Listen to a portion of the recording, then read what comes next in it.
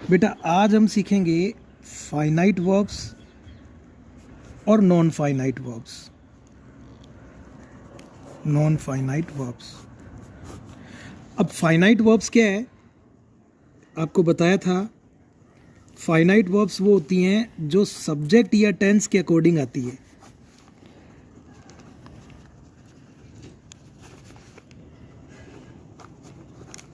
मतलब सब्जेक्ट या टेंस आपका चेंज होगा तो आपकी फाइनाइट वर्ब भी चेंज हो जाएगी। जैसे I will see you tomorrow. आप यहां पर देख रहे हो ये वर्ब की फर्स्ट फॉर्म हमने यूज की। यस्टरडे आई सो यू, ये सेकंड। अब यहाँ यस्टरडे वर्ड्स है मतलब पास्ट का है, तो ये यहाँ सो हो गया। तो वर्ब की फॉर्म्स चेंज हुई या नहीं हुई? दोनों में हुई। ये फर्स्ट फॉर्म है और ये कौन सी हो गई? सेकंड फॉर्म हो गई। तो यहाँ पर सी और सो जो आपने देखा, ये फाइनाइट है या नॉन फाइनाइट वर्ब्स हैं? Finite verbs. ये फाइनाइट वर्ब्स हो गई क्योंकि सर ये टेंस के अकॉर्डिंग चेंज हुई है ना इसमें। हाँ Yes, बिल्कुल, ये टेंस के अकॉर्डिंग चेंज हो हुई गई। है। समझ में आ गया? जैसे सी सो। हाँ, सी सो सीन। Seen। ठीक है, और एग्जाम्पल लेते हैं। जैसे ही wants this, he wants this। This. अब देखो सब्जेक्ट आपका सिंगुलर है ना, यस सर। तो ये wants हो गया। you want this, यहाँ एस नहीं आया, यस सर। तो ये वांट फर्स्ट। ये चेंज हुआ ना, सब्जेक्ट के अकॉर्डिंग चेंज हो गई। यहाँ सब्जेक्ट के अकॉर्डिंग चेंज हो गई, तो Change ये हो गई want तो। कौन सी फॉर्म हो गई? फाइनाइट फाइनाइट वर्ब हो गई। फाइनाइट वर्ब्स हो गई। फाइनाइट का समझ में आ गया? यस। अब हम लेते हैं non finite. Non finite verbs. Non finite verbs क्या होती हैं? ये ऐसी वर्ब्स होती हैं जो सब्जेक्ट या टेंस के अकॉर्डिंग चेंज चेंज नहीं होती। नहीं होती। ये सब्जेक्ट या टेंस के अकॉर्डिंग चेंज नहीं होती है। जैसे मैंने लिख दिया आई वॉन्ट टू गो, मैं जाने चाहता हूँ। मैं जाना चाहता हूँ।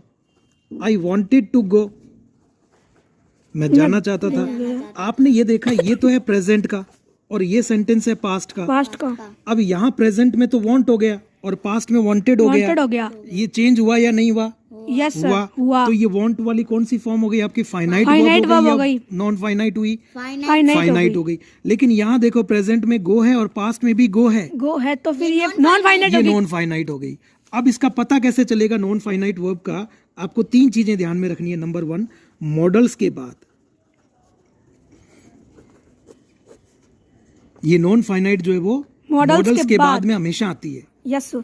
मॉडल्स के बाद हमेशा आती है। नॉन फाइनाइट वर्ब आती है। है। अब आपके मॉडल्स क्या क्या हैं भाई? Can, can, do, could, could, may, might, might, will, should, shall, should, must. must। ये सारे के सारे मॉडल्स मॉडल हो हैं। गए। इनके बाद में अगर कोई वर्ब आएगी तो वो नॉन फाइनाइट फाइनाइट हो जाएगी सर। दूसरा, वर्ब की first form plus ING. Verbing. First form plus ING मतलब वर्बिंग बिना हेल्पिंग वर्ब के। हेल्पिंग वर्ब के। बिना हेल्पिंग वर्ब के अगर फर्स्ट फॉर्म के साथ में आईएनजी आ रहा है आईएनजी आ रहा है तो वो नॉन फाइनाइट वर्ब Non-finite होगी। वर्ब होगी। तीसरा, टू के बाद वर्ब की फर्स्ट फॉर्म। टू के बाद हमेशा वर्ब। वर्ब टू की के फर्स्ट बाद में वर्ब की फर्स्ट फॉर्म आ रही है Yes, sir। तो वो भी नॉन फाइनाइट होगी। अब हिंदी में इनका मतलब क्या होता है? नॉन फाइनाइट वर्ब्स का हिंदी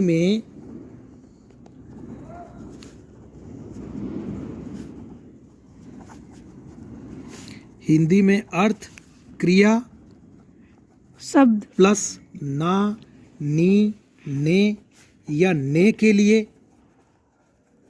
दूसरा, हुआ, हुई, हुए या कर करके होता है। क्या मतलब होता है भाई? कर Repeat करो। करके। ना, नी, ने या ने के लिए, हुआ, हुई, हुए या कर करके होता है। ठीक है, ये हो गया आपका नॉन फाइनाइट वर्ब्स का। ठीक है, ठीक है। Yes sir. अब यू लुक इन दिस। अब क्या होगा? इसमें लुक कर लो। हाँ, जैसे एग्जाम्पल लेते हैं।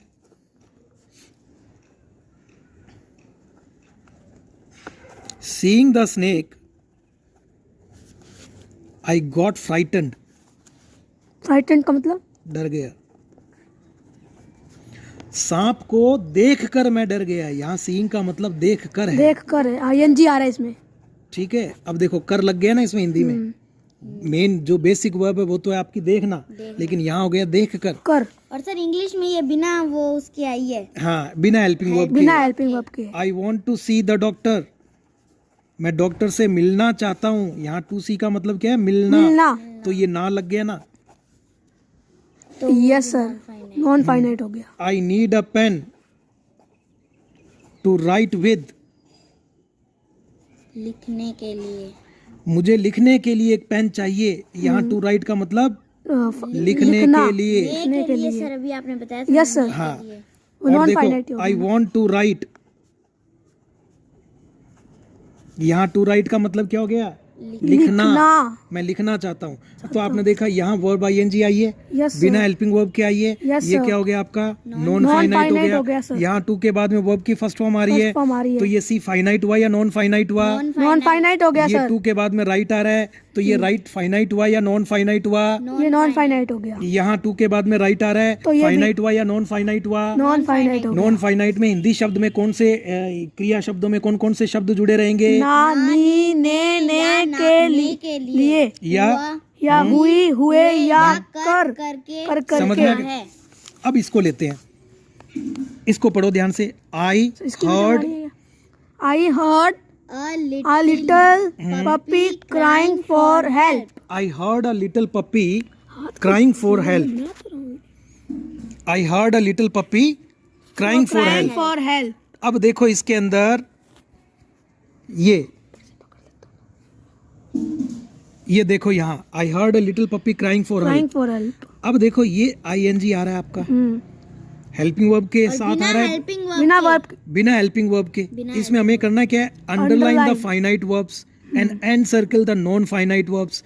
जो फाइनाइट वर्ब है उसको अंडरलाइन अंडरलाइन करना है। है। अब यहाँ ये देखो आपकी दो वर्ब्स हो गई, एक तो होगी हर्ड, heard. दूसरी होगी क्राइंग। Crying. अब आप ये देखो हर्ड मॉडल के बाद में आ रहा है, Yes sir. मॉडल के हर्ड से पहले मॉडल आ रहा है क्या, नहीं आ रहा ना, मॉडल नहीं आ रहा, नहीं सर, नहीं आ रहा। और ING भी नहीं लगा हुआ नहीं इसमें, sir. टू के बाद में भी नहीं आया, नहीं sir. मतलब ये तो वैसे ही Finite पता है हो हर्ड गया। सेकंड फॉर्म है, yes sir. Third second form में, और इसकी ये फाइनाइट वर्ब हो फाइनाइट गई। वर्ब हो तो गई, कोई भी वही तो sentence फाइनाइट clear वर्ब हो होएगा गई। तो ही। फाइनाइट वर्ब को क्या करना था, अंडरलाइन। कर दिया। अब नॉन फाइनाइट को सर्किल करना है। ये देखो क्राइंग से पहले कोई हेल्पिंग वर्ब आई क्या, नो नहीं आई, सर, इसको हमने ING सर्किल आगे कर इसमें। दिया, ये तो नॉन फाइनाइट। non-finite हो ING आ गया। गया, लेकिन कोई वो वर्ब भी तो नहीं है वो। no. दूसरा Yes sir. दूसरा sentence, the principal wants to hear the truth, जो प्रिंसिपल है वो सच्चाई सुनना चाहता है। अब ये देखो ये वांट्स और ये हियर दो हो गई, इसमें तो एस लगा हुआ है, Yes sir. मतलब सब्जेक्ट सिंगुलर तो verb singular, Yes sir. Singular. ठीक है। ये आपकी तो ये फाइनाइट अपनी वर्ब हो finite गई, verb हो गई। अंडरलाइन कर दिया। नॉन फाइनाइट में केवल तीन ही चीजें ध्यान में रखनी है, मॉडल के बाद में दूसरी सिचुएशन क्या है, ING वर्ब प्लस बिना ING। हेल्पिंग वर्ब के। helping तीसरी सिचुएशन क्या है, टू के बाद में टू के बाद में first वर्ब form। की फर्स्ट तो फॉर्म। ये टू के बाद में वर्ब की फर्स्ट फॉर्म आई First है, form, yes, ये sir. आपकी नॉन फाइनाइट होगी। ये हमने इसको सर्कल कर दिया। बोलो समझ में आया या नहीं? यस सर, आ गया अच्छे तरीके से। इतना सा काम है, ये A और B दोनों एक्सरसाइज आपको करके लानी है। तो बंद कर दो।